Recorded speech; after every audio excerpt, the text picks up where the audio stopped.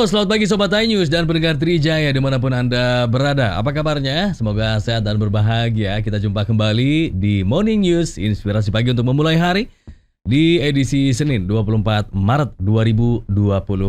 Kembali bersama saya Fadli Sungkara. Dan saya Andri Susanto. Dan ini adalah H-7 Lebaran. Semakin dekat nih. Semakin dekat. Menghitung hari. Dan mungkin sebagian sudah melakukan perjalanan di akhir pekan kemarin. betul. Ada yang mudik lebih awal katanya. Banyak Iya. yang lebih awal karena anak-anak sudah libur sekolah. Sudah libur sekolah dan ASN sudah work from anywhere. Betul. Ya, jadi sudah fleksibel. Ya. Dan ini juga tujuannya memang untuk supaya bisa mengurai ya, membagi supaya nggak tumplak di satu waktu semua tuh. Membagi volume kendaraan yang mudik ya. Ya.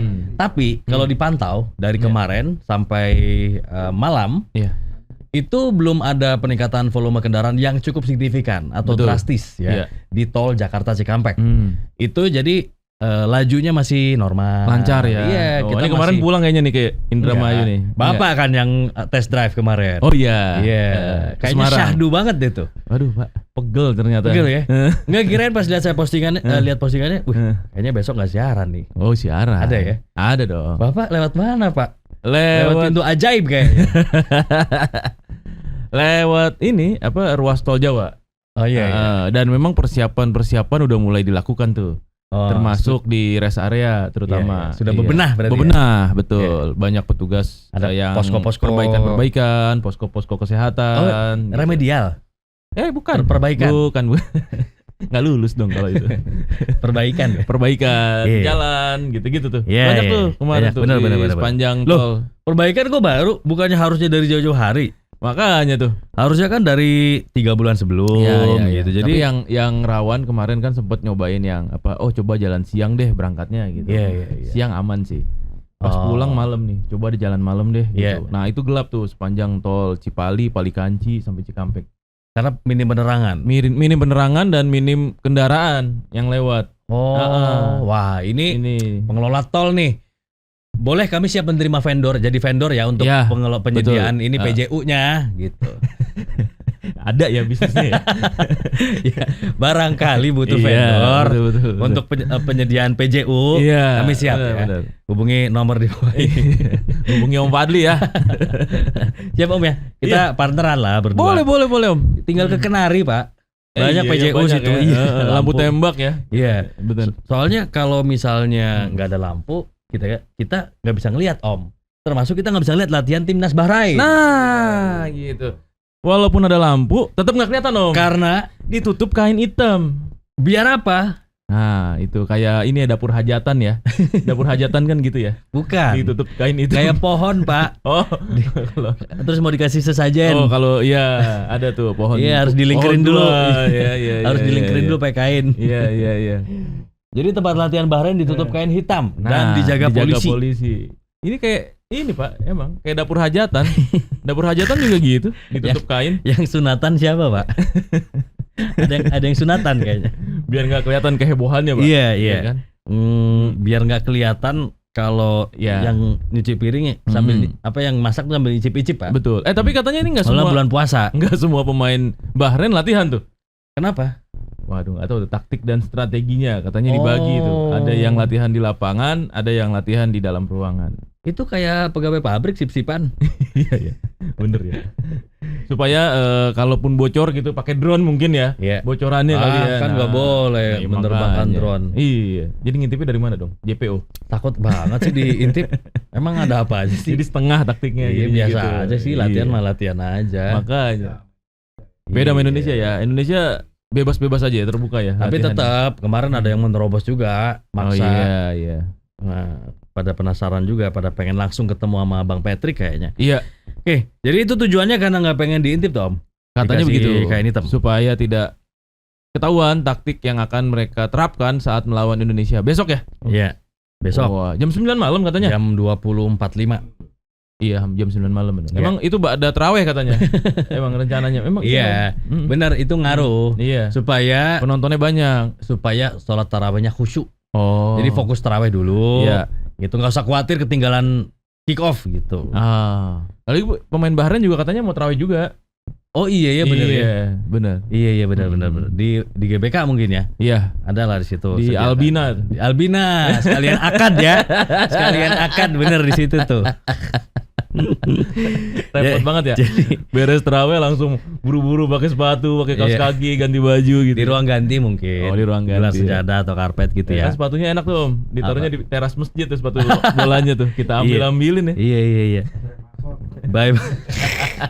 Wah, ini sabotase nih. Iya. Ternyata malah enak katanya. Anget. Sabotasenya kaki larinya malah makin kencang dikasih remason. Sabotasenya kasih remason. Mas Dwi niatnya ngisengin. Bocah bandel banget emang kecilnya ini. Parah. Pasti dulunya suka ngumpetin sendal orang. Iya, benar. Ngumpetin tapi dibawa nggak dibalik-balikin. Iya, benar. Ngambil ya. Alias ngambil.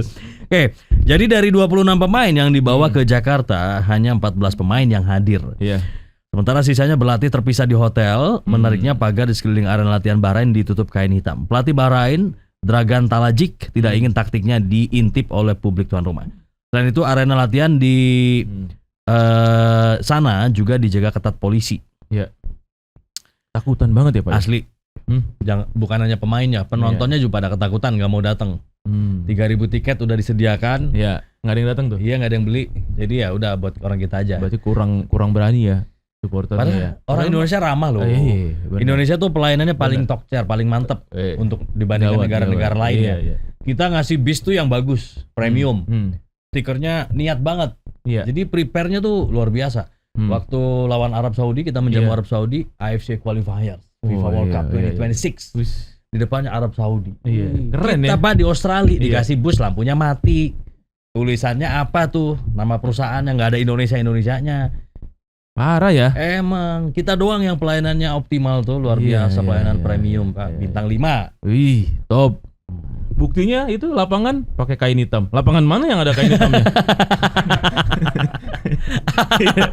Kita doang. Iya. Itu lapangannya jadi cemani ya. Ini bukan latihan, gue rasa ini pesugihan kayaknya. Makanya, jangan-jangan di dalamnya ritual dia ya. Kembang 7 rupa, air 7 sumur, tanah 7 ini. Oh iya. Jangan-jangan sabung ayam ya di dalamnya. Sabung ayam jangan-jangan. Iya, oke. Kita optimis Indonesia bisa tampil baik. Amin. Karena memang ini pertaruhan nih, karena kemarin Bahrain juga kalah lawan Jepang ya. Iya, 2-2. Ya. Tapi walaupun kalah mereka mainnya bagus. Mereka mainnya bagus ya. Kita juga mainnya bagus, Pak. Di 10 menit pertama lah. Iya, dan bagus dalam menguasai ball possession ya. Iya, betul. Tapi kurang bagus dalam menciptakan peluang. Ya minim peluang. Iya. Jadi pegang bola di daerah sendiri. Karena memang mereka juga rapat. Man to man markingnya juga kita agak kurang. Ini mantap nih. Ini analisanya Om Fadli luar biasa ini. Iya. Jadi kita optimis Indonesia main bagus. Amin. Mudah-mudahan ya. Nggak berani ngomong optimis menang. Main bagus aja tuh. Iya. Main bagus tuh maksudnya cetak gol gitu ya. Iya. Ya, karena ada yang bilang gini, nggak perlu main cantik, nggak perlu main bagus, yang penting menang. Nah itu dia. Jadi yang penting pragmatis yang penting cetak gol dah. Iya. Kita optimis Indonesia bisa cetak gol. Iya. Amin. Ya, mudah-mudahan ada tuah GBK nih. Amin. Dan juga ada dukungan supporter yang membuat nasionalisme semangat para pemain berlipat-lipat. Besok kita pakai baju timnas ini. Ya iyalah. Oke, mantap. Masa pakai baju? Masa pakai baju partai? Pilpres sudah kelar. Timnas Bahrain kan? Warnanya sama. Untuk yang home. Tulisannya beda. Jangan Pak. Jangan ditukar. Tapi ya misalnya Bapak supaya ada perwakilan gitu. Gak apa-apa juga. Gak apa-apa. Kita mah karena kita humble kan, kita mah rukun, aman, damai, tenang aja. Oke. Kita akan update juga nih. Karena kemarin lagi geger nih orang Palembang nih. Tuh gara-gara rendang. Wong Kito jadi rame, bahkan sampai wali kota minta maaf itu. Iya. Padahal ditinggal sebentar ke toilet, habis 200 kilo. Rendang lagi dimasak tuh ya. Katanya belum mateng ya? Belum mateng katanya. Dimasak lagi kali di rumah ya. Mungkin. Iya. Katanya mau dibikin konten. Tapi yang jadi persoalan jangan-jangan kontennya itu ya itu. Rendang belum mateng, hilang. Oh, jadi settingan. Nah, ini dia nih. Orang curiga gitu jadinya. Iya pasti. Jadi ceritanya kan Willy Salim, ya ada konten kreator tuh. Ya. Willy Salim di YouTube berarti ya? Iya. Soalnya gue belum pernah nonton kontennya Om. Sama. Serius? Sama. Belum pernah. Gara-gara rendang aja. Gara-gara rendang aja, jadi tahu juga. Sama waktu itu tuh yang ada ya benar. Ini. Nah, apa namanya? Jadi dia masak rendang nih ceritanya. Iya. Dia ngikutin ini dulu Bobon Santoso tuh yang di Papua gitu ya. Iya. Masak daging juga tuh. Daging yang apa? Mukbang ya apa sih? Satu wajan gede. Satu wajan gede ya. Kurang lebih segini nih wajannya nih. Gede ya kan? Banget, gede banget. Ini segini loh. Ya agak kecilan dikit lah. Nah itu dibagi-bagi bersama warga Papua di sana ya. Iya, kalau Bobon. Iya, untuk Bobon ya. Nah ini konsepnya sama tuh begitu. Konsepnya sama untuk warga Palembang. Tapi masih dimasak, belum matang. Udah ditinggal dulu sama dia. Ditinggal sama dia. Padahal udah dijaga polisi tuh katanya. Nah, terus Pak Polisi nggak menertibkan tuh waktu. Katanya udah warga terlalu antusias, dibilang gitu. Terlalu antusias untuk berebutan mengambil ketika. Pada pakai ember katanya ngambilnya ya? Iya, pakai ember sama gayung. Pakai gayung ciduk-ciduk gitu ya? Ciduk, benar. Apa baskom gitu? Iya. Emang banyak dia juga dapetnya ya. Kalau ngambil pakai gitu ya biasa kita ngambil pakai centong. Udah ngambil pakai gayung. Dapat sekilo. Ide bagus. Dapat sekilo mah itu daging. Iya. Sekali serok sekilo itu. Sekilo iya. Bener. Langsung buat lebaran katanya. Iya. Enggak, itu ke toilet lama banget tuh sampai beres orang serok-serok. Orang kemudian banyak indikasi yang bilang kalau itu settingan. Jangan-jangan kontennya itu ya konten tentang dia masak rendangnya hilang ketika dia ke toilet. Emang konsepnya begitu.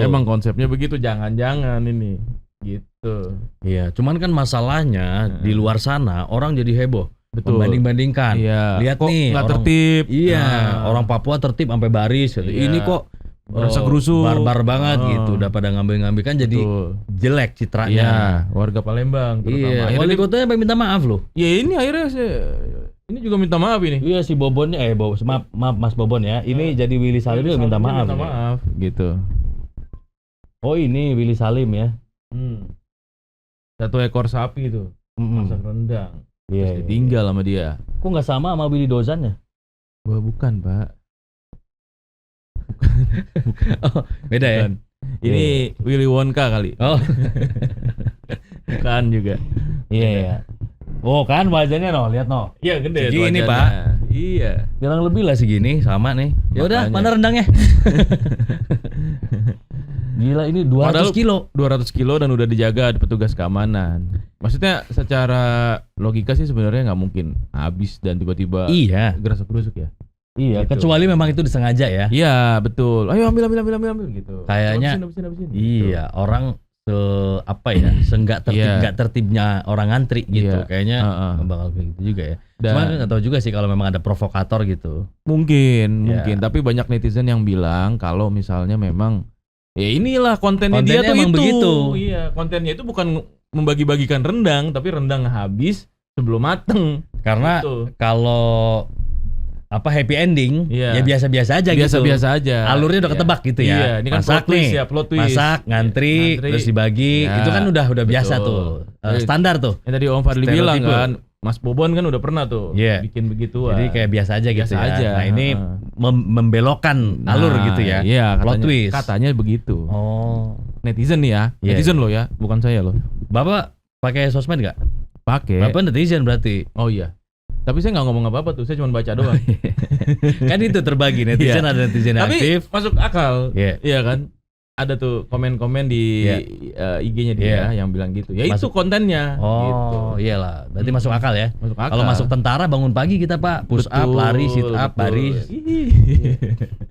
Oke, ya itu soal Willy Salim yang juga lagi rame dan ini ditanggepin juga sama influencer atau selebgram dari Palembangnya ya yang bilang gara-gara lu nih jadi citra orang Palembang jadi jelek katanya gitu. Oke, itulah problematika umat di sosial media ya atau di platform di YouTube juga. Oke, ini kita update juga nih di Lampung. Wah, ada kemarin ini kasus soal sabung ayam. Iya. Kapolda Lampung menantang penyebar isu setoran sabung ayam, tunjukkan bukti bukan asumsi. Makin panjang nih ceritanya. Iya, panjang. Karena ada asumsi katanya itu di backing polisi. ada bagi-bagi uang gitu ya. Iya, jadi judi sabung ayam itu di backing polisi. Yang rame isunya itu begitu karena di wilayah Polda Lampung. Ini dibilang isu, bukannya pengakuan dari siapa? Kopka sama Peltu itu kan yang ngaku ke atasannya bahwa dia bayar. emang kita setoran juga Pak, katanya gitu. Baru yang bilang apanya, komandannya atau pimpinannya? Kapendam ya. Pak Kapendam bilang bahwa ini mereka juga ada setoran nih bagi-bagi uang polisi. Dan itu jadi rame. Kemarin digerebek karena mungkin kurang katanya. Jadi kan bukan isu harusnya kan? Iya, cuma kan dibilangnya isu itu. Kalau maksudnya Kapoldanya. Ya maksudnya bukan menggelembung begitu aja. Muncul begitu kabar aja burung ya. gitu. Ini kan memang statementnya jelas dari siapa. Iya. Statementnya dari orang yang memang ada di situ ya. Iya. Tapi ini menarik ya. Dia menantang. Berarti nantang siapa Om? Ya nantang itu tadi. TNI-nya. Oh. Iya enggak? Untuk membuktikan gitu ya. Untuk membuktikan. Mana setorannya? Mana setorannya? Oh, itu nagih dong. Mana? Belum terima nih. Ada. No kan. Wah, ada lewat loh. Pas banget Om. Dari tadi enggak ada lewat loh. Kenapa bisa pas ya? Aduh. Orang lewat pas lagi kita ngomongin begituan. Bukan, itu tadi mana setorannya, itu di mana buktinya gitu maksudnya. Kita mana buktinya? Mana buktinya? Kalau ada setoran polisi. Gitu. Karena sebelumnya disebutkan juga udah setahun katanya ya. Oh ininya apa judinya? Sama setorannya. Udah setahun. Udah berkesinambungan berarti. Ya, udah lama ya. Iya. Dan itu kan kita nggak tahu setorannya apa per minggu, apa per bulan, apa per 2 minggu. Yang jadi persoalan kan dia misalnya jadi pimpinan ya. Mungkin dia juga nggak tahu anak buahnya nerima setoran. Gitu ya? Lah, iya makanya nggak tahu itu isu katanya gitu. Oh bisa aja gitu ya? Bisa, iya. Gitu ya. Jadi nggak ada rantai komando di situ ya? Ya pas setoran ada rantai komandonya. Di Mozambik ada ya? Begitu. Kecamatan Wolekualua. Iya. Jadi di sana tuh Kapolresnya namanya Jonathan Mbinggi. Iya. Itu beda, daerahnya beda lagi tuh, ke arah timur tuh. Kalau di sana tahu gitu ya? Sampai ke atasan tahu tuh. Tahu. Kalau malam nih Pak, katanya di Mozambik tuh. Di Mozambik nih. Kepala polisi di regionalnya tuh duduk tuh nunggu setoran dateng. Gitu. Terus nanti ada tim dari atas. Itu kan kurirnya yang nanyain mana yang tadi setoran gitu. Nih. Saya bawa ke pos. Bapak lebih tahu. Karena saya di sebelahnya. Uganda berarti. Uganda, iya betul. Iya. Rwanda. Hah? Bukan Uganda Pak. Iya. Sama berarti ya, di Uganda sama Rwanda ya? Iya beda deh. Pokoknya itu di negara nun jauh di sana. Jauh di sana, benar. Jadi Pak polisi minta dibuktikan, Pak Kapolda Lampung ya. Iya, betul. Tantang penyebar isu setoran sabung ayam, tunjukkan bukti bukan asumsi. Kalau kayak gini bisa dibuktiin nggak ya? Nah itu dia. Kan nggak ada resinya ya? Iya, nggak ada invoice-nya Pak. Kwitansi. Iya. Tanda terima. Iya benar. Ya pasti katanya sih. Ya susah juga ya ngebuktiin kayak gini. Benar. Jadi makin panas dong Pak. Antara dua institusi ya. Tapi menurut Om Andri bisa dibuktikan nggak nih? Sebenarnya dari pengakuan saksi sih sebenarnya itu bisa di cross check ya, diverifikasi lah gitu. Iya. Misalnya siapa yang terima? Iya, si tersangka bilang saya ngasih ke ini. Iya. Tanyain Pak, gitu loh. Jangan terus kemudian membantah. Tapi tanya dulu gitu, bener nggak? Iya. Berarti kedua institusi ini harus sama-sama transparan, betul. Harus sama-sama serius dan berkomitmen. Nah, kalau memang ada oknum anak buahnya atau anggotanya yang berbuat, ya udah fair gitu ya. Benar. Iya kan? Ya. Oke. Nah, ini juga Jadi Kapolda Lampung memang membantah ya? Iya, karena bilangnya itu asumsi, itu isu. Makanya tadi saya bilang kan itu isu. Tapi kan Om Fadli bilang, enggak, itu pengakuan dari ini. Dari tersangkanya. Ya, kan gitu. Iya, enggak maksudnya kan jelas statementnya dari mana, dari siapanya. Iya. Gitu. Nah, iya makanya. Wah, makin seru nih. Ya udahlah, kita tunggu aja berarti nanti perkembangan kelanjutannya. Soalnya kalau pengakuan si Peltu siapa sama Kopka ini, yaitu mengalir katanya juga setorannya. Terus udah setahun ini. Setahun ya? Iya udah setahun berjalan. Yang sebenarnya nggak tahu juga sih ini sabung ayam dari kapan. Kalau menurut pengakuannya kan setahun gitu dan setorannya juga setahun. Gitu. Ngeri Om. Di desa apa namanya? Ada batin-batinnya gitu Om. Oh iya. Negara batin. Negara ya? batin. Negara Iya, batin. Negara batin. Itu karena kurang ini kali Om, kesejahteraannya kurang sehingga negara ngebatin. Jadi nggak tahu tuh namanya dari mana ya? Begitu. Ya? Jadi begitu untuk menambah pemasukan dan kesejahteraan gitu. Tapi dia sambung ayam memang di ini ya, di hutan-hutan jati gitu ya. Jadi kebun-kebun gitu ya. Ladang gitu-gitu.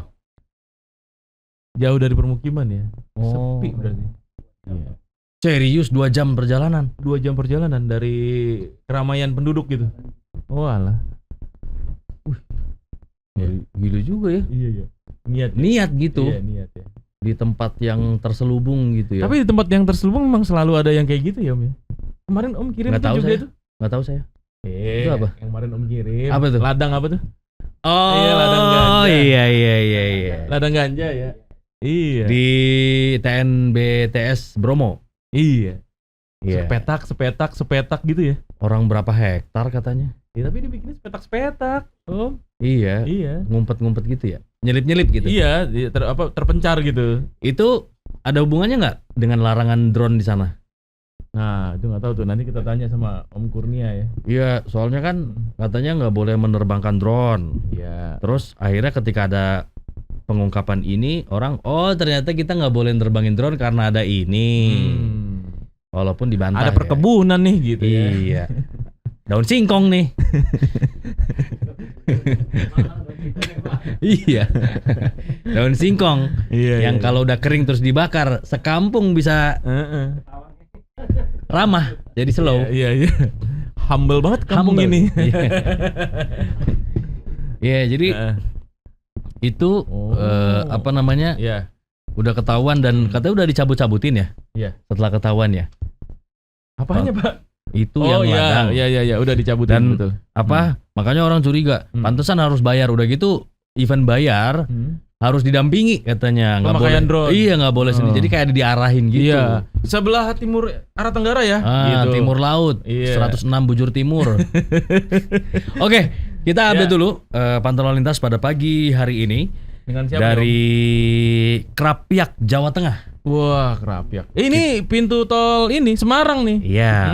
Kita akan memonitor bersama dengan Brigadir Susan. Selamat pagi Brigadir Susan. Selamat pagi. Oke, baik. Seperti apa pantauan lalu lintas pada pagi hari ini yang bisa disampaikan kepada Sobat iNews? Ya baik, terima kasih rekan-rekan di studio dan selamat pagi pemirsa. Pagi itu saya sudah berada di Krapyak, arah Jawa Tengah.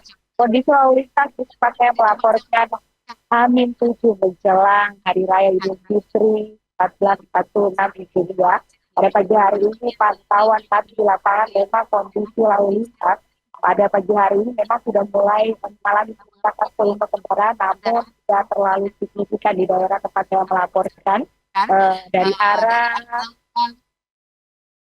Jatinangor yang akan menuju ke arah Solo maupun dari arah Jogja yang akan menuju ke arah Surabaya masih dalam keadaan ramai dan lancar. Pada pagi hari ini memang perlambatan kecepatan kendaraan terjadi menjelang traffic light dan traffic light semakin mengalami perlambatan kecepatan kendaraan dari memang adanya pertemuan arus pada kawasan ini dan juga kawasan ini ramai akan aktivitas dari masyarakat di kawasan ini yang perlu Anda antisipasi ketika Anda akan melintas di daerah ini. Dan dari arah lainnya dari arah Tol Krapyak juga masih terpantau cukup normal.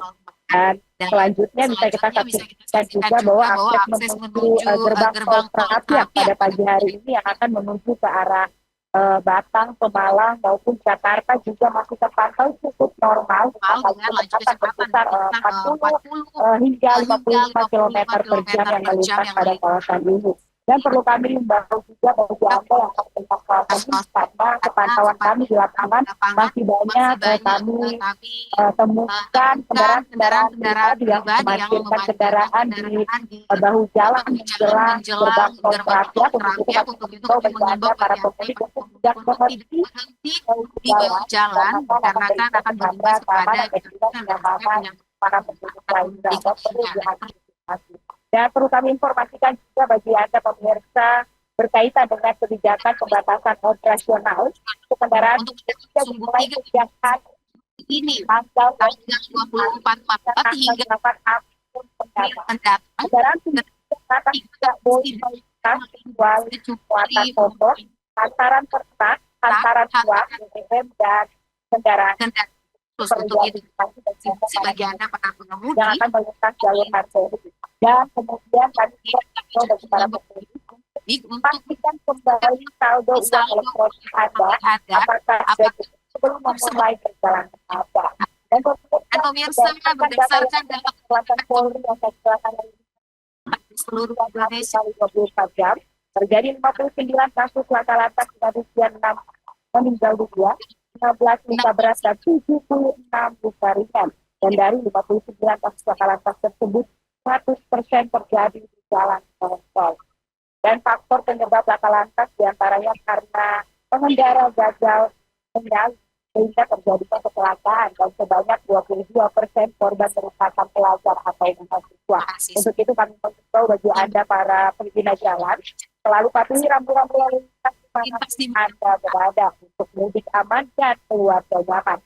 Untuk informasi terkait tol ada SMS center kami di 9119 atau Anda dapat mengakses di lantas.nbnc untuk mendapat bagaimana kondisi arus lalu lintas terupdate dari kami. Dan informasi dari kami semoga bermanfaat. Selamat pagi dan salam presisi kembali ke rekan-rekan di studio. Cuaca bagaimana pagi ini, Ibu Susan? Cuaca saat ini bisa dibilang mendung tapi tidak hujan. Oh, mentis ya, mendung tipis dan sendu. Oke, baik kalau begitu. Terima kasih Brigadir Susan untuk informasi lalu lintas pada pagi hari ini. Selamat pagi, selamat bertugas kembali. Ya. Itu tadi pantauan dari Krapyak, Jawa Tengah. Sudah ada peningkatan volume kendaraan tapi masih relatif lancar ya. Dan aman, kondusif. Om Andri kapan mudik? Enggak, kayaknya nggak mudik Om. Di Jakarta. Oh, udah aja. Kemarin ya? Kemarin udah sempat nyobain kan. Iya. Nyobain jalur tes Jakarta Semarang PP. Wih, mantap ya. Mantap. Pakai EV? Pakai EV, iya. Gimana cerita dong experience-nya. Ya, sebenarnya asik sih ya. Mudik asik pakai mobil listrik tuh asik. Cuman yang jadi persoalan memang ada beberapa infrastruktur terkait soal jumlah SPKLU terutama di rest area yang belum cukup tuh memadai. Rata-rata kan 8 sampai 10 nozzle ya atau selang ya atau station gitu. Jadi kalau dilihat kemarin kan karena belum mudik, belum puncaknya Om gitu. Jadi airnya masih sepi gitu, aman. Wih, berarti belum terlalu ramai. Lari 300 dong. Iya, 450 lah. Terbang lah. Bus ya. Itu bannya nggak napak. Enggak, bisa lari berapa Om? 170 lah. 170? Iya. Lumayan itu. Lumayan. Jantung ngangkat itu. Iya. Kalau saya nggak ada mental Pak. Wah, itu sih. Itu sebentar doang Om. Habis itu turun lagi. Gitu. Oh, I see. Iya. Tetapi ya memang ya itu tadi karena jumlahnya yang tidak terlalu banyak di setiap rest area ya. Meskipun di setiap kemarin ngisi di mana? Kemarin ngisi itu di kilometer 57 ada waktu berangkat ya. 57. Oh, ini ya Karawang ya. 207 Cirebon. Cirebon terakhir itu di sebelum masuk ke Semarang itu di 389. Iya. Bapak waktu di KM 57 di rest area nyanyi nggak? Apa tuh? Oh, ada lagunya ya. Iya benar. Iya lagi. Dan di semua area iya. kita deh. Cuman ada lagunya di situ doang ya. Oke, kita bacain dulu beberapa komen. Ada Pak Widodo. Pagi Bung Fadli, Bung Andri, aparat yang sebelah jadi backing yang sebelah lagi terima setoran. By the way, ini yang adu ayam, yang mati ular sama tikus. Ada Pak Musoli juga punya info. Ini di kawasan Suasana pasar Gatukan, lereng Sumbing Kaliangkrik Magelang cukup ramai. Lereng Sumbing Kaliangkrik. Ini Nepal Van Java, Pak. Iya. Suasananya tuh rame ya. Iya. Ini pas apa nih? Ngabuburit kali. Pagi sih. Oh, pagi. Yang jadi dia berkabut gitu. Oh. Adem. Widih. Iya, dia daerah dataran tinggi gitu kan. Oke, dari 08211 sekian. Dari Kembarangan nih, Pak Andre. Iya. Coach Bojan Hodak siap OTW Bang. Widih, pelatih Persib. Iya. Karena Persib lagi gacor kan. Iya benar. Dan bisa back to back nih, juara lagi. Ada juga dari Pak Wijaya, tebak skor Indonesia lawan Bahrain 3-0 buat Bahrain. Wah, Pak Wijaya gawat. Dari Bung Timon, Bung Andri, tadi di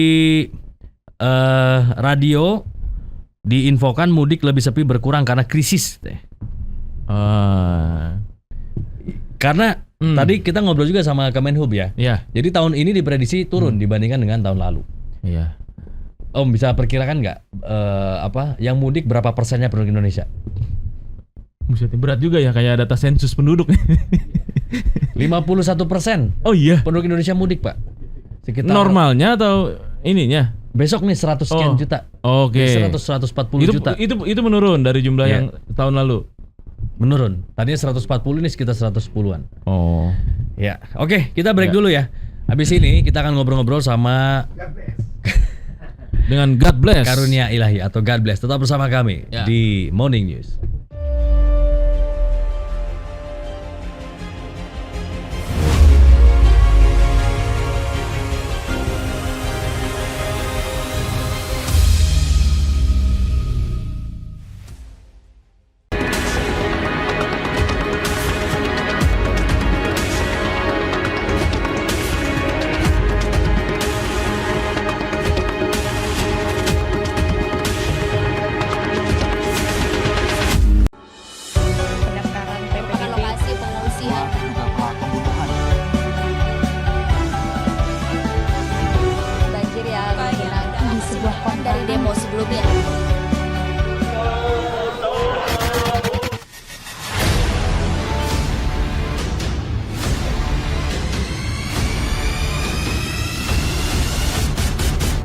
iNews.id, ini baru berita.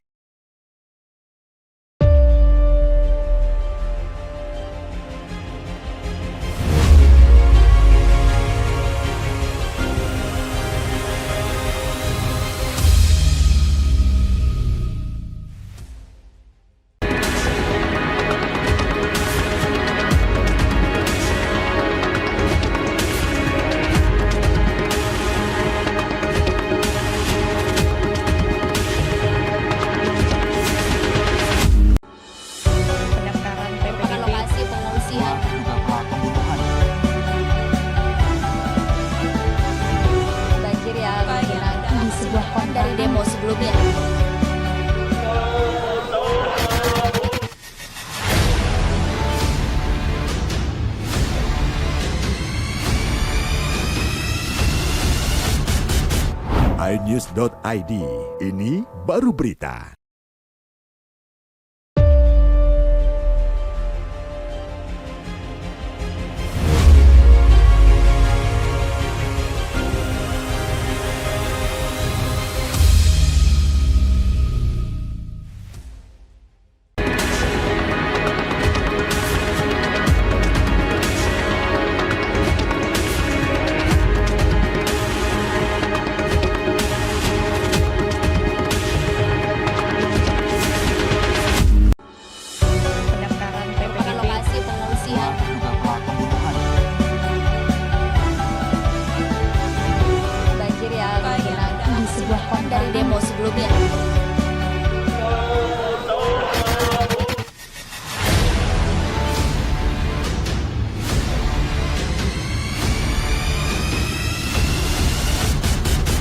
iNews.id, ini baru berita.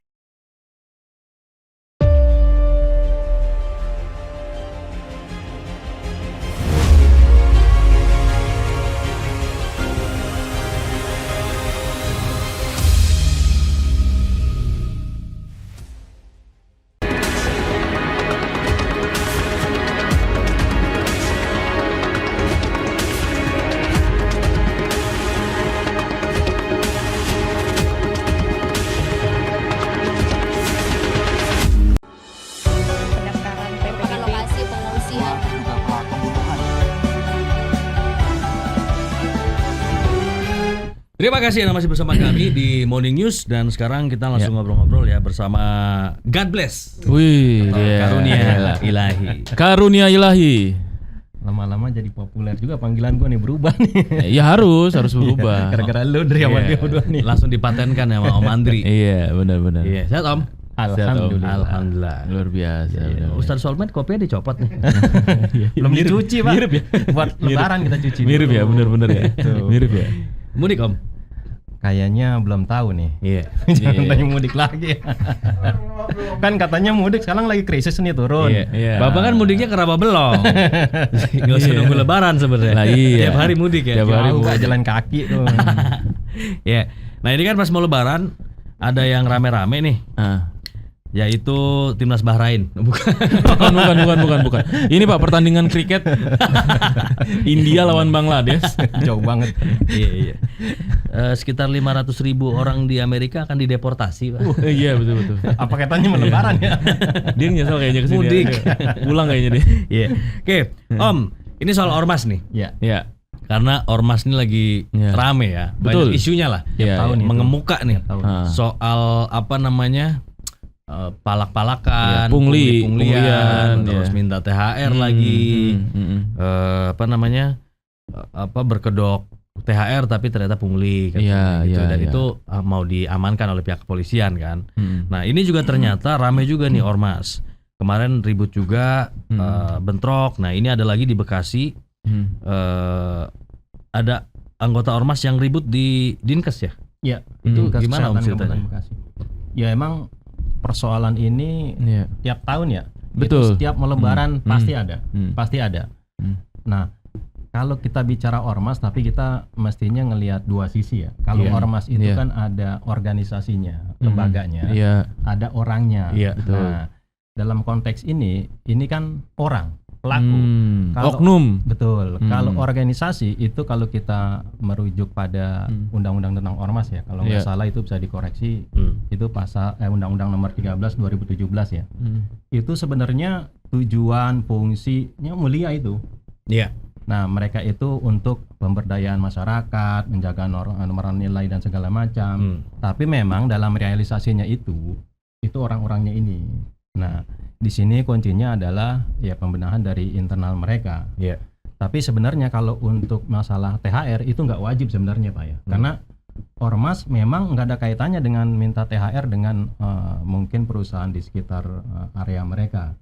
Karena memang ya kalau si perusahaan itu bilang ya kontribusinya apa. Jadi kasarnya kalau THR gua akan ngasih ke karyawan gua gitu. Karena kontribusinya kan jelas. Kalau ormas kan apa.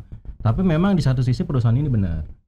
Gitu. Nah, tapi kalau kita melihat masalah THR ini, nah ini sebenarnya itu kalau memang si orang ini dengan perusahaan itu mungkin kenal, nggak ada unsur paksaan, sukarela, ya itu lain lagi. Tapi kalau udah ada unsur paksaan, intimidasi, ini masuknya pelanggaran hukum, Pak. Nah di sini fungsinya kalau menurut saya sih perusahaan itu nggak usah takut, lapor aja ke polisi, Pak. Jadi selain efek jerah, jadi untuk meluruskan fungsi ormas itu sendiri. Karena memang ormas tidak untuk itu. Jadi untuk apa sih sebenarnya ormas itu ada? Ya kan kalau yang saya bilang tadi yang undang-undang nomor 17 2013. Nah, maksudnya dia itu berkumpul untuk menyalurkan aspirasi sesuai dengan yang mereka sepakati. Nah, kemudian memberdayakan masyarakat, menjaga nilai, norma di lingkungan segala macam. Artinya aktualisasi lah penyaluran segala macam. Tapi untuk hal yang positif. Betul, tapi kan yang tadi saya bilang realisasinya adalah orang-orangnya. Gitu. Justru banyak yang jadi Bang Jago lah. Betul. Bisa dibilang begitu. Yang disayangkan memang kalau memang kita pimpinan oknum ya, mereka tapi pakai seragam resmi. Itu banyak kan lagi. Gitu. Ramean lagi. Nah, ini sebenarnya pimpinan ormasnya yang harus turun. Kalau memang itu salah, ya salah, jangan dihubungin. Biar aja proses aja di proses hukum. Karena kalau bicara intimidasi, paksa, udah memaksa, itu udah pelanggaran hukum, itu ranah polisi, lepas aja. Karena kalau dilindungi nanti cerita yang jelek ya ormasnya itu sendiri. Gitu. Cuman kan takutnya perusahaan lapor malah diintimidasi, makin diintimidasi, nggak selesai masalah nanti. Mungkin hari ini selesai, misalnya ada tindakan deh dari aparat gitu ya. tunggu aja katanya, kata ormas nih. Ntar kelar nih, bulan-bulan depan, berapa bulan lagi, tahun depan kita serang lagi, kita gas ini lagi, teror lagi. Gitu. Tapi emang gini, kita bisa pahami realisasi itu beda dengan yang kalau ideal nih ya. Misalnya gini, gue seorang pengusaha, lu datang THR dong. Nih gua ormas nih. Lu dengan barang jago segala macam. God bless. THR dong. Nah, gitu. lu kan sekitar gue nih. Iya. Kalau gue melapor polisi, nah lu gimana tuh? ntar takutnya nggak tindak lanjutin. Intimidasi gue semakin teror. Iya. Udahlah, nggak usah ini selesain aja. Mau nggak mau kan? Iya. Akhirnya. Shortcutnya tuh shortcut ya. Cara cepat. Nah kalau kata orang kita, ntar lu jadi tuman. Tahun besok lu minta lagi. Iya pasti. Nah, lah kan tahun kemarin juga gitu. Nah, ada tiap tahun kan. Iya. Kalau menurut gua di sini ketegasan kitanya perusahaan nih, ketika kita nggak ada memang nggak mau ngasih ya, misalnya gue nggak niat mau ngasih karena gue punya kewajiban lain atau keuangan gue lagi bermasalah, ya udah mohon maaf dengan bahasa yang bijak ya, enggak. Tapi ketika lu udah maksa terus ngintimidasi, itu pelanggaran, lapor polisi. Nah kalau kan sekarang udah zaman canggih ya, handphone tinggal lu rekam aja, viralin ya, lapor polisi, bukti udah ada. Iya. Nah, sekarang Biar kan viral, baru gerak tuh tangkap dah. Kalau nggak gitu, ya nggak selesai. Kalau dikasih besok akan ngasih lagi, Pak. Iya. Dan ini nggak cuma intimidasi ke perusahaan atau lembaga atau instansi, kadang-kadang personal juga banyak, apalagi di perumahan-perumahan. Iya kan? Betul. Perkara bangun rumah, naruh pasir aja, ini ada ongkosnya nih. Ada. Iya kan? Buat naruh barang. Kalau dari dia keamanan. Iya, keamanan jadi pasir, kalau nggak besok hilang. Iya. gitu. Benar. Tapi kalau misalnya gini, bata. misalnya lu ormas. Gue pengusaha di lokal lah ya. Gue kenal lu, akrab, lu juga kadang bantu ngontrol segala macam. Gue pengen ngasih, punya duit nih. Nah, persoalan. Beda cerita. Iya, lain. Tapi ketika aku nggak mau ngasih, lu nggak mau tahu, lu paksa, nah itu udah masalah. Iya. Gitu. Iya. Artinya kan ini semakin meresahkan, dan skala lebih besarnya lagi, ini membuat investor asing tuh nggak mau invest di Indonesia, nggak mau bikin pabrik di Indonesia. Nggak mau bikin perusahaan, nggak usah jauh-jauh gitu deh Om. Misalnya kayak kita ada nih misalnya di daerah A gitu ya. Nah terus kemudian kita mau ini nih bikin usaha lah, warung makan atau toko kelontong di situ. Tapi kalau kita dengar suara di sekitarnya, jangan di sini. Banyak banget ini pungli-punglinya. Kita juga nggak bakal jadi ya. Nggak bakal mau. Ngapain gitu. Banyak premannya nih gitu. Pada akhirnya Om gitu kan, ormas tadi sama dengan preman. Nah itu yang jadi persoalan. Iya itu. Makanya sebenarnya ini sebenarnya ketegasan kalau menurut gue 3 pihak ya. Yang pertama kita sebagai pengusahanya, lu tegas kalau udah dia melanggar lapor polisi. Yang kedua polisi harusnya ketika ada persoalan itu respon cepat. Yang ketiga dari pihak pimpinan ormasnya, ini kan anggotanya udah melanggar tidak sesuai dengan tujuan organisasi, sikapi. Nah 3 pihak ini, nah mungkin memang realisasi yang terjadi ya. Kalau kita masuk ormas kan tujuannya untuk yang tadi itu yang gue bilang, untuk memberdayakan masyarakat, terus kemudian menjaga norma, mengadaptasi diri segala macam yang positif ya. Tapi masalahnya yang kita masuk ini harus dibenahi lagi. Kita masuk ormas tujuannya apa? Nah sekarang tanda kutip ya, kadang orang berpikir gue nyari untung buat gue pribadi nih. Gue masuk ormas gue dapat apa? Nah itu yang harus dikoreksi. Jangan sampai gue masuk nanti gue dapat apa. Harusnya gue masuk di sini gue bisa. Jadi ormas itu sebenarnya lembaga profit apa non profit sih? Nah sebenarnya itu non profit Pak kalau ormas. Nah ya berarti kan nggak harus ngarepin keuntungan dong. Nah masalahnya di sini bicara program itu kan butuh biaya ya. Betul butuh biaya. Di sini kan ormas kalau menurut gua nih ada, kita bedakan ya, ada yang resmi tercatat, ada yang enggak. Nah kalau yang resmi itu dia ada akte pendirian, ada struktur organisasi, ada ADART dan terdaftar ke pemerintah. Kalau yang enggak resmi dia hanya perkumpulan, itu bukan ormas namanya. Nah di sini kalau menurut gua, kalau yang resmi dia tuh ada anggaran sebenarnya. Ada 2 pemasukan utama dia. Yang pertama itu hibah dana pemerintah, itu yang memang resmi ya. Yang kedua itu dari iuran anggota. Nah yang ke jalan ini itu kebanyakan iuran anggota. Nah malah sebaliknya, gua dapat apa nanti kalau masuk. Nah di sini yang jadi problem sebenarnya. Itu realisasi yang terjadi ya. Nah, gitu, Pak. Sesuai dengan fungsinya tadi berdasarkan undang-undang, pernah nggak itu dilakukan? Karena fungsi ormas tadi untuk menegakkan norma-norma dan lain sebagainya. Menurut aturan nih, pendirian ormas tujuannya, fungsinya, pernah nggak dilakukan? Kalau misalnya mereka sebenarnya ada yang mereka lakukan, misalnya menggelar kegiatan bakti sosial. Iya kayak gitu-gitu. Segala macam itu ada. Cuma masalahnya ini mereka yang ada faktor tanda X tadi. Di luar itu anggota ini kan harus di apa ya? Untuk dihidupi juga, Pak. Karena kita nggak bisa pungkiri ya, sebagian besar mereka kan nggak semuanya itu yang memang sudah punya kesibukan kerja segala macam. Ada juga memang serabutan segala macam. Nah, itu juga mereka berhimpun membuat suatu organisasi melaksanakan kegiatan kan harapannya kan mendapatkan uang gitu. Nah itu beda kalau misalnya iuran anggota itu berjalan lancar ya kan dari uang situ. Tambahnya mungkin kita bisa kreativitas kerjasama dengan lembaga lain. Gini, Om. Nah itu bisa. Yang bisa saya simpulkan adalah ketika pengen bergabung ke ormas, artinya Bapak Ibu udah siap secara finansial. Gitu ya. Harusnya gitu. Iya kan? Ya, jadi paling enggak yang fundamentalnya. Iya. Jadi lo siap dulu nih duit lo nih gitu. Jangan lo nyari duit di ormas gitu. Iya kan? Bahasa cablaknya begitu. Oh iya, begitu ya. Nah, oke, biar clear gitu. Iya, betul. Benar ya. Kasarnya begitu. Jadi masuk ormas ini karena memang pengen giat. Ya, pengen giat, pengen aktualisasi diri, pengen menunjukkan nilai sosial yang tinggi gitu kan. Karena kan ormas ada yang sifatnya bukan hidup dari ormas ya. Bukan hidup dari ormas. Nah, yang akhirnya jadi begini. Iya, jadi begini. Kan ormas macam-macam ya, ada yang sifatnya budaya. Nah, mungkin bagi yang ingin mengembangkan budaya di situ. Iya, betul. Nah, cuman kan ormas yang sekarang yang lebih menonjol dia keamanannya, lebih keamanan, pragmatisme segala macam. Iya. Jaga lapak, iya kan. Nah, ini yang repot nih. Kenapa polisi mungkin sungkan untuk menindak kalau ada kesalahan dari anggota ormas, akhirnya berakhir damai, besoknya terulang lagi. Karena memang mereka itu juga jaringannya ke sana. Artinya mungkin polisi untuk membina mereka segala macam. Tapi kalau menurut gue ya ketika itu udah salah melanggar aturan ya tindak. Kalau enggak ya jangan, kita terbina. Itu, Pak. Tapi kan ada juga misal ormas terafiliasi dengan kekuasaan yang akhirnya ya udah. Nah, itu kita bisa berbuat apa? Itu jaringan itu tuh. Iya. Ya kita tahu di sini banyak ormas yang pimpinannya ada di lembaga kekuasaan. Kayak semacam dewan pembina. Dewan pembinanya, entah apanya. Harusnya di situ profesional aja. Anggota ini melanggar ya udah biarin aja sikat di lembaga hukum. Ya karena nanti akan mempengaruhi nama baik ormasnya. Iya kan. Dan itu juga kan jadi akhirnya presiden buruk juga gitu ke masyarakat. Tapi emang peduli ya? Bodoh amat kayaknya, anteng-anteng aja. Ya maksudnya apa nggak pusing pusing dengan nama baik apa kalau realitanya kejadian terus gitu loh, entah di mana entah itu pungli, entah itu tiba-tiba orang hajatan digeruduk, orang pada makan padahal nggak diundang, catering udah dihitung kan buat undangan. Itu kadang inilah. Itu problematika tuh. Iya. Itu persepsi. Ini realita ya. Realita persepsi itu. Sama motif di kita. Kadang gini. Di siapa? Di Bapak kali? Di masyarakat kita pada misalnya gini ya. Dia ngajak-ngajak.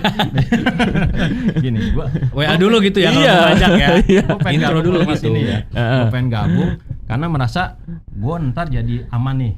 Gitu. Karena ormas ini ditakutin. Nah ada juga yang begitu. Iya benar. Jadi pengen gagah-gagahan. Pengen gagah-gagahan. Supaya nanti yang motif mencari keuntungan ya, dapat duit penghasilan ya selain itu. Iya benar. Dengan seragamnya jadi gagah-gagahan juga gitu yang jadi persoalan. Jadi apa sebaiknya kan kadang seragam menentukan ego kita ya. Iya. Menurut lo gimana? Patut gak? Udah nggak usah pakai loreng lagi nih kalau ormas nih. Ya seragam biasa bolos. aja. Menurut lo itu. Iya. Warnanya biru. Jadi kan gak ada lagi kayak Bang Jago nih. Iya. Warnanya biru dongker atau biru muda kan bagus ya. Efek psikologis ya. Iya. Secara psikologis. Iya. Biasanya begitu yang kita lihat pakai loreng dia gayanya luar biasa. Jadi gaya-gaya semi militer mungkin ya. Tapi kalau ditangkap polisi ciut juga sih. Iya.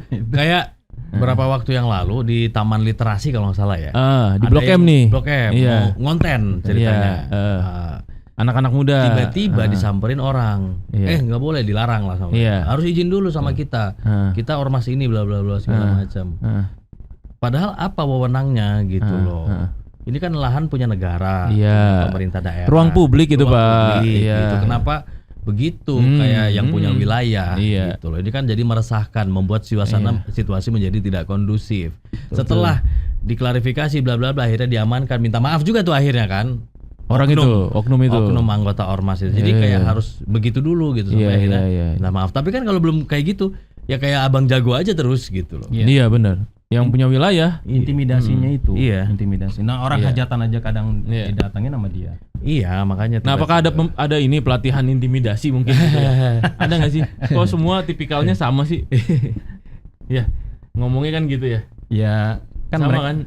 ya mereka kan pakai seragam loreng itu, Pak. Udah itu. Bukan, maksudnya emang ada pelatihannya gitu. Jadi nggak belajar. ada. Dia nggak belajar sendiri, Nggak Pak. ada, Kalau misalnya nggak dia ada. belajar sendiri pasti kan Nggak ada. beda antara satu dengan yang lain. Gitu. Iya. Nggak ada. Nah, ini bisa seragam, Pak. Di mana-mana begitu. Itu Iya. biasanya psikologis. Psikologis. Psikologis masa orang kalau udah berhimpun Iya. dia Iya. akan merasa hebat. Tapi Iya. kalau dipecah sendiri-sendiri, ciut Pak. Iya, udah. iya, benar. Itu udah psikologis masa. Benar. Lu kan benar. pasti ngerti apa yang itu lu. Iya. Jadi ketika berhimpun ngelihat temannya Iya. begitu pasti akan ke bawah. Pakai ke bawah ya. Dengan sendirinya tuh. Tapi ketika dia otomatisasi. sendiri di tempat lain ya, Beda. nggak berani dia. Iya, benar. Pasti dia akan cenderung pasif ya. Benar. Oh, Ketika dia jadi harus rame, ramean. konvoy bareng-bareng. Berarti yang beneran Wah, jago, asal iya. itu Beneran- disebut Bang Jago. Yang benar jago tuh lone wolf ya. Yang sendiri-sendiri tapi. Iya. Itu beda. Oke, ada Pak Indra Simamora nih. Hmm. Ormas ke pedagang tidak ada yang positif nih, maksa banget setiap bulan apalagi pas lebaran. Lapor polisi, nah polisi juga minta THR nih. Ormas lebih mirip preman menurut pengalamanku ya sebagai pedagang. Nah, Iya kan akhirnya. repot kan? Iya. Ada Pak Wijaya, Ormas minta THR kepada ketum dan pembinanya yang memanfaatkan tenaga mereka. Jangan minta kepada masyarakat atau pengusaha. Oh. Nah, itu. Iya. Karena kadang-kadang jumlah massa ini dimanfaatkan oleh sekelompok orang ya untuk kepentingan mereka sendiri. Betul. Untuk perahu mereka gitu, untuk kekuatan mereka sendiri. Oke. Ada yang ngomongin juga nih timnas setuju kalau lawan Bahrain kalah lagi panggil aja pelatih Persib yang jago itu siapa teh? Bojan Hodak ya. Oke, itu dia komen-komen dari sobat Agnes dan juga pendengar Trijaya. Om God bless, ada lagi Om mungkin info-info lainnya yang bisa pengen ditambahkan? Paling itu kali ya. Kalau untuk ormas ya. Oh iya. Ormbak belum? Ormas cowok, ormas Iya. cewek Ormbak. Orba itu udah Pak tahun 70-an, 80-an. Itu Orba ya. Oh, iya. Masuk. Ada lagi dia.